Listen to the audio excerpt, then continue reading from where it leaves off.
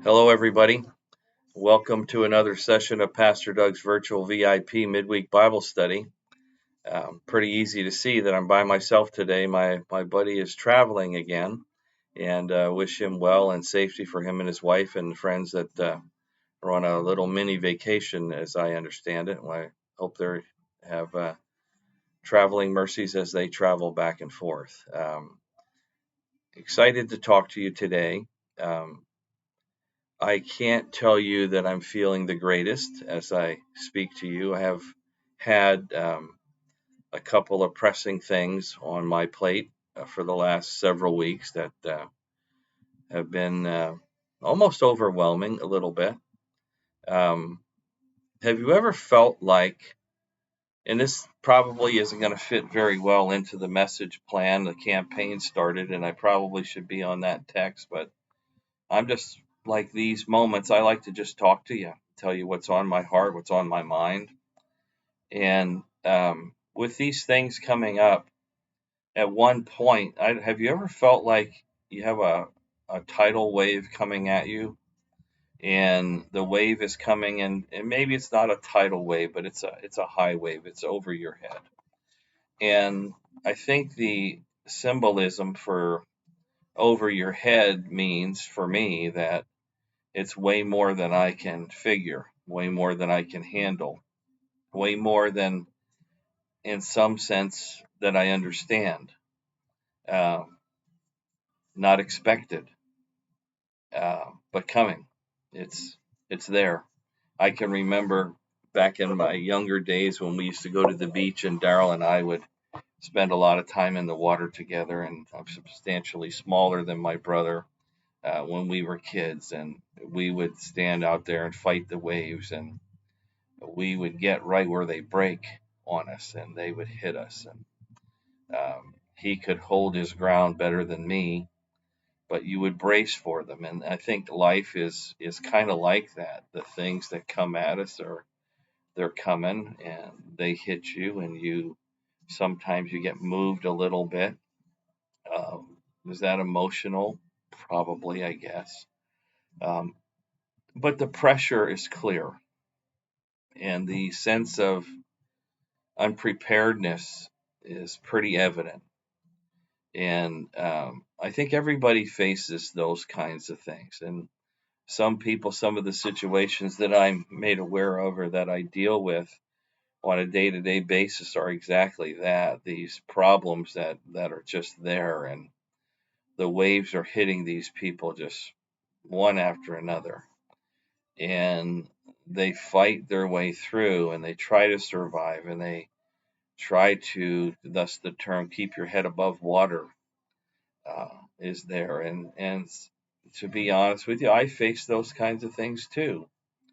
Um, and it pushes me to a point where I had a thing happening on a certain date, and I told the person I was working with that, yeah, I'm nervous about that, I'm worried about that, but on that date, on that time, that pre-planned time, I'll be ready. I'll be prepared. And I'm not at that time yet, but my preparedness has already begun. And when I was facing this stuff, and I don't like it, I don't like it. I don't like it as your pastor to be in situations where I feel like I don't have it figured out. And I talk to you guys each week about depending on God and leaning on God. And here I sit, in situations where that's what I'm supposed to do too. And it's embarrassing to a sense that, you know, I'm telling you guys how to do it and how to trust and how to depend on God. And I have trouble myself doing that at times. When the tidal wave is coming, when it's over my head, and over my head for everybody could be a financial thing that's just too great. It could be a personal thing. It could be job related. It could be relational that is over our heads to fix. And we feel inadequate for the fight. We feel inadequate for the battle. And I keep thinking back on the story that I told you guys last week about, uh, the battle that Gideon had and the instructions that God gave him for his 300 people to take on 10,000. That was a tidal wave coming, and then even the plan, if you think about it, when the plan was shared on what to do, you had to be looking at that thinking, what in the world kind of plan is that? How is that an answer? How is that being prepared for the battle? But the big gap in that, and maybe the big gap for us, is God. What we expect God to be and to do. What role does he really play for you? Is he just this fallback position that, well, no matter what happens, I know God loves me. No matter what happens, I know I have an eternal home in heaven. There's value there. Wow. Tremendous value there. That really means something. That really has measure. It has importance in who we are in our lives. But is that the role that God plays, or is he all sufficient? Does he fill more of the gaps and more of the needs than we realize? Or do we let him be that God? Do we let him take the load? Do we let him lift you up above the waves? Do you let him be God and we be his servants and his followers? I don't do a good job of that. I just don't. Maybe you do. Maybe that's not an issue that you deal with. It's certainly an issue that I deal with.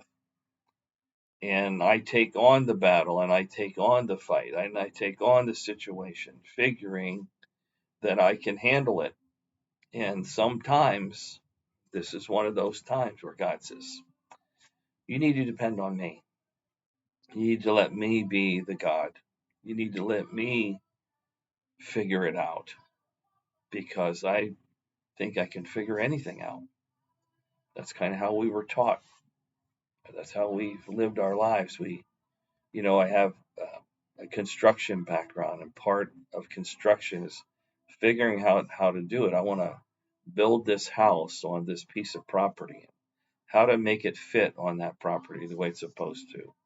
And it all begins with the foundation. How do I make this foundation solid? Sometimes the soil isn't very solid. I have to make the footers wider and maybe deeper and maybe more reinforced.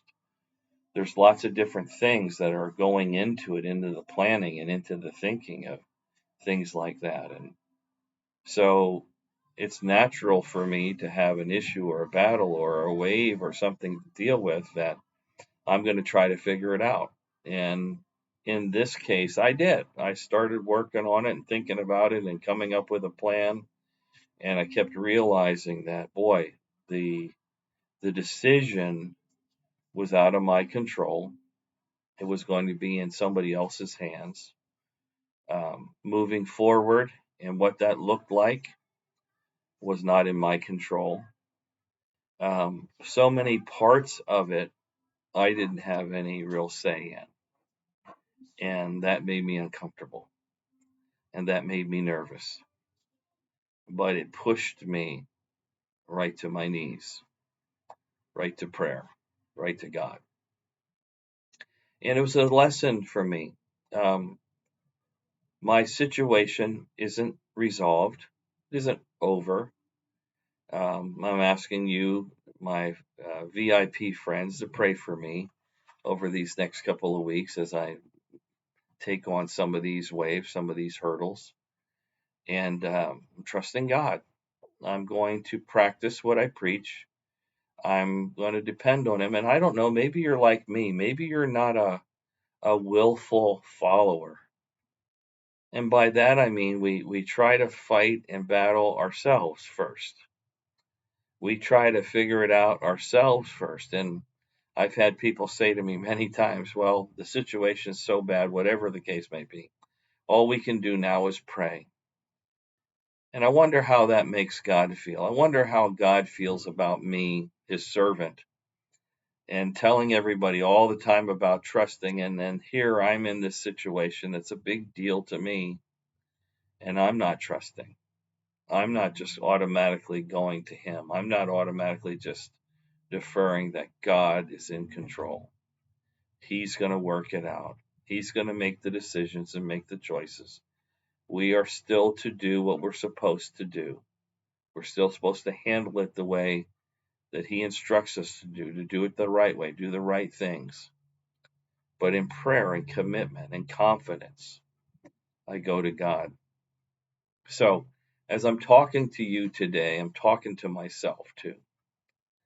I'm trying to be the person that I suggest that you be.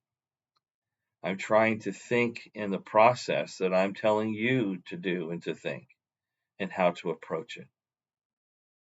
And I'm here to tell you on a one-on-one basis, if I could, that I get it.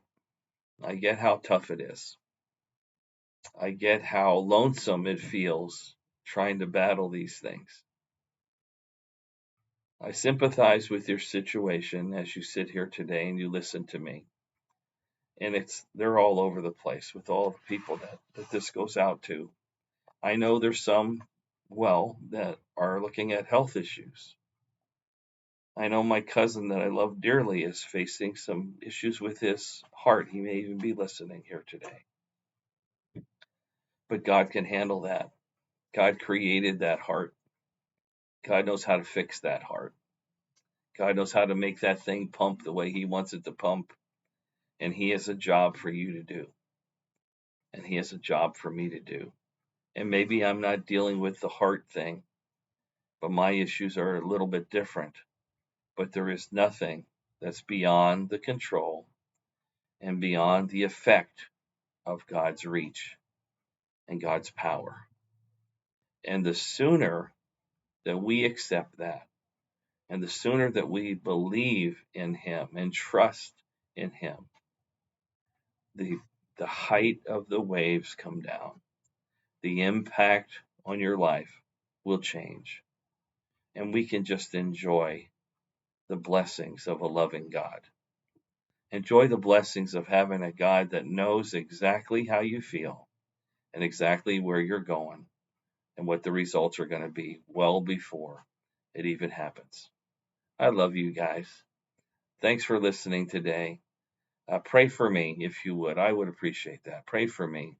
And I thank you and hope to see you Sunday, session 2 of Created to Dream campaign.